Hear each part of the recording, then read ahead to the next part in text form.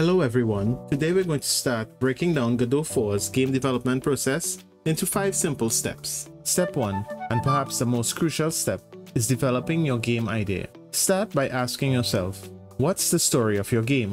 What kind of world do you want your players to explore, and how are they going to explore it? Get a notebook or use one of those storyboarding apps like Millernote to organize your thoughts. Create sketches and outline your story. This can be considered your game design document. I use Critter, a free and open source drawing app, to make an outline of my simple game.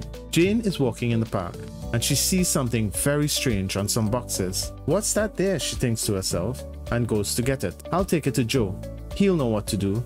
And she makes her way back to Joe to deliver what she's found. Really simple, right? Let's get creating. Okay, I know the story is not actually winning any awards, but that's not my goal here. I want to show my process in a way that you can apply to your own workflow, and maybe you can share your ideas in the comments. Together, we'll all learn to create something amazing. In this video series, I will show you how I create a level with tilemaps, creating a player controller, pickups, UI, and a basic dialogue system.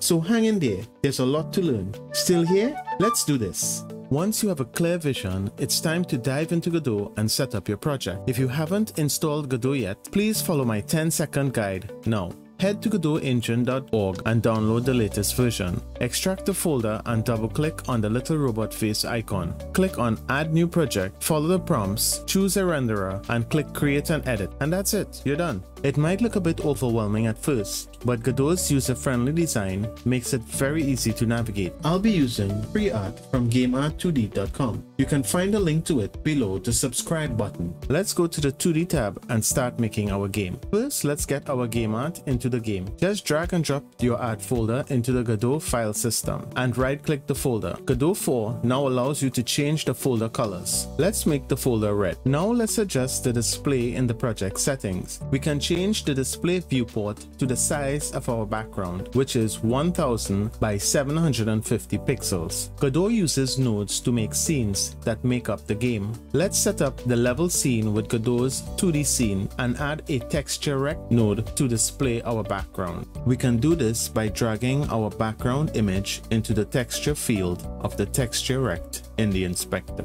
Now let's play our game. Godot will ask us to set a main scene. Let's just use this scene as our main scene and save it in a scenes folder. Now we can see our beautiful background in our game, and we can also make our scenes folder just as beautiful. Oh my goodness, where are my manners? Here I am talking about adding nodes, project settings, and the inspector, and I haven't even given you the tour. Please step in and mind the flow. I just mopped the scene. There's much to explore. This is where we'll make our game. Let's get familiar with the workspace. On the top left, you can see various tabs that control the editor. We will be looking at the Scene tab that controls various aspects of the scene, and the Project tab that controls things about the project. Below this, we can see various other windows that control the workflow of the project. On the top middle, there are tabs that control the behavior of the window just below, where all the magic happens. We can change the view from 3D to 2D by simply clicking on the 2D button, and the Scripts button opens Godot's amazing script editor, where we'll be editing our GDScript code. And on the left, we'll use the Run Project and Run Current Scene button. And finally, there's the inspector. As the name implies, this is where you can inspect everything about the various nodes and scenes that make up your game. More on that later, but first, answer me this. Feel free to pause the video and use the timestamps as needed if you need to do some revision. Here are the answers. Great job! With your project set up, let's move on to step 3, building the game world. Like I mentioned before, Godot uses scenes as building blocks for your game. Think of scenes as the different parts of your game, like levels, characters, or menus. And nodes are all the things that make up the scene. Nodes are added as children to whatever node is selected in the node tree. We can find them by clicking the plus button and searching for them in the search window that pops up, like the Sprite 2D node, a tilemap node, or a character body 2D node. They all have cute little icons that set them apart from each other. Another plus to Godot for its user-friendliness. Godot's node tree structure is similar to a real tree if it grew upside down, with its root node being at the top and all the children nodes as the leafy branches below. The scene layout follows a similar design, with its origin located at the top left corner of the screen. Consequently, the Y values decrease as you move down the Y axis, while the X values increase as you move to the right along the X axis. Now, let's continue building our scene. To make the game's main environment, we will use the tilemap node to give the player something to walk on. Simply select the tilemap and in the inspector next to tile set, add a new tile set. You should take the time to familiarize yourself with the dimensions of your artwork. Luckily, in Godot 4, you are able to see the dimensions of your artwork by simply hovering your mouse over it. You can see that the dimensions of my tiles are 128 by 128 pixels. It is very important to set the tile set correctly. That way, you will be able to paint the tiles correctly when you are designing your level. Now that we have the correct size entered, we need to set a physics layer, otherwise the player will fall through the floor. Under the tile size, we can see physics layers. Simply click on it and then on Add Element. This will add a collision layer and a collision mask. Now let's make our first tile. Click on the Tileset tab on the bottom to open the Tileset editor. Next, we drag and drop the tile we want to create into the Tiles box. Just click Yes to the pop-up that appears. With the Setup tab selected, if we scroll down, we can see that the texture region size has been automatically set to 128 by 128 pixels. You will see why this is important later. If we go to the Paint tab, under the Paint Properties, we can select a property editor and choose Physics Layer 0. Then, we simply click on the tile to paint the physics layer property on the tile. Now, we can go back to our tile map and select the Paint tool. Click on our tile and paint a level. Make sure that you are on the Select Mode tool on the Scene tab. Here's a cool challenge for you. Set up a new tile map for the boxes. There's no need to worry if you're using different art assets than me. Just remember what you've learned up till now and get familiar with the dimensions of your art assets. Feel free to pause the video now and give it a try. Okay, let's give it a try together, but I'll be going a lot faster this time around. Ready? Let's go. The first step is to make sure that you have the root node selected when you add your tilemap node. The next thing to note is that the boxes are a lot smaller than the ground tiles. They are 77 by 77 pixels. So you will need to enter this as a new tile size. And don't forget to add the physics layer. When you are painting your box tiles, make sure that you are using the Select Mode tool in the Scene tab. You can click on the tilemap nodes to rename them to ground and boxes. Great job! Let's take a closer look at the tilemap. We can see that because of the difference in size of the ground tiles and the box tiles, that they do not line up properly. There are a number of ways we can fix this. One way would be to change the transform Y position of the box tiles or the ground tiles so that they line up. To do this, we know that Y dimension of the ground tile is 128 pixels and the Y dimension of the box tile is 77 pixels. So if we subtract 77 from 128, the result 51 would be the number of pixels needed to be adjusted on the Y-axis for the tile maps to be aligned. Another method would be to adjust the scale of the ground tiles or the box tiles so that they cover the same area. I would rather make the ground tiles the same size as the box tiles because the ground tiles are a lot bigger. We need to calculate a scale multiplier. We can get this by finding the square root of the area of the smaller tile divided by the area of the larger tile. In this case, the multiplier is approximately 0.60. All those calculations weren't essential. You could have simply used the Move tool in the Scene tab to adjust the Y position visually, or select the ground tile map and adjust the scale value in the inspector, or an even better approach would be to ensure consistent art sizes. Those calculations only offer a more precise method for those interested. Why not leave a comment to express your preferred way of handling this? I would love to hear your thoughts. Let's create our player. We can begin by selecting the Sprite 2D node and dragging it to be a child of the Character Body 2D node. We can then rename the Character Body 2D node to Player. Since we will be using animations for our player, we will use an animated sprite 2D node. We can change the node type by right-clicking on the node and choosing Change Type. Then, we search for an animated sprite 2D node, select it, and click Change. The icon has now changed to show the animated sprite 2D node. We can see that there's a couple of yellow triangles here. This means that the requirements for the nodes are missing. If we click on the triangle next to the animated sprite 2D node, it tells us that we need a sprite frame resource. To create this, we can go to the inspector in the animated sprite 2D section, click on animation, and next to sprite frames, we click on new sprite frames. In the bar at the bottom of the window, if we click on sprite frames, it opens up an editor where we can edit our animation, and we can see a default animation is selected. We can click on it to change the name to idle. Then we can browse to find our idle animation sprites, select them, and drag and drop them into the animation frames box. If we click the play button, we can see how the animation looks. If the loop button is selected, the animation will play in a loop, and we can adjust the speed of the animation by changing the FPS. My idle animation has 16 frames, so I will change the FPS to 20. We can add new animations by clicking the Add Animation button on the far left. Let's set up the animations for the run and the jump animations as well.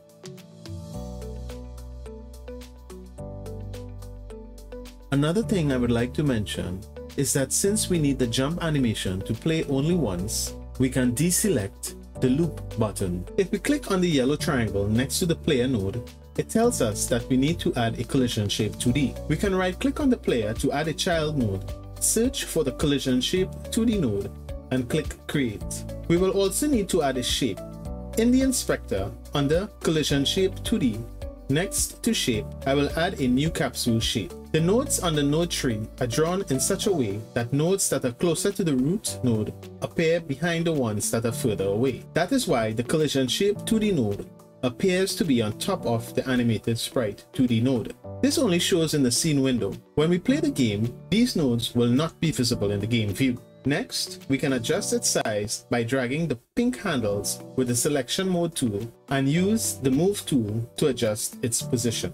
Now that our world is taking shape, it's time to add functionality. We'll use GDScript, Godot's built-in scripting language, to make things happen in our game.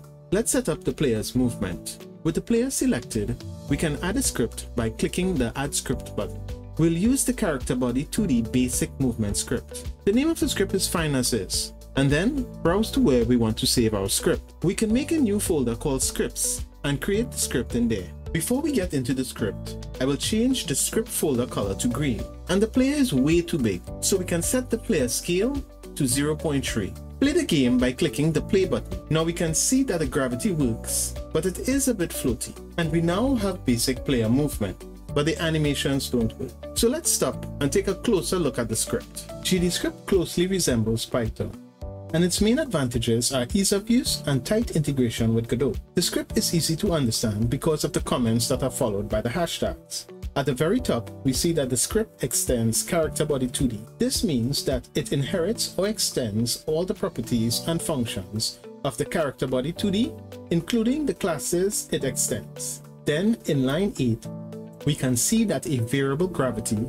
was set by getting the default gravity from the project settings. Then, in the physics process function, where the physics calculations are calculated at a fixed rate of 60 times per second by default, there's a check if the player is not on the floor, with the built-in function is on floor. Then, if the player is not on the floor, gravity is applied to the y velocity over time delta, which will cause the player to fall to the floor. Now we handle the jump. We check if the jump button is pressed. In this case, if UI accept, which is the space bar, is pressed, and the player collides with the floor on the last call of move and slide, then the jump velocity is applied to the player, and the player will jump. Remember that the Y values increase as they go down, so you'll need to add a negative value to the player's velocity for the player to jump upwards. Move and slide is a versatile built-in function in Godot that handles collisions, sliding, and other physics interactions, and provides a convenient way to implement sliding movement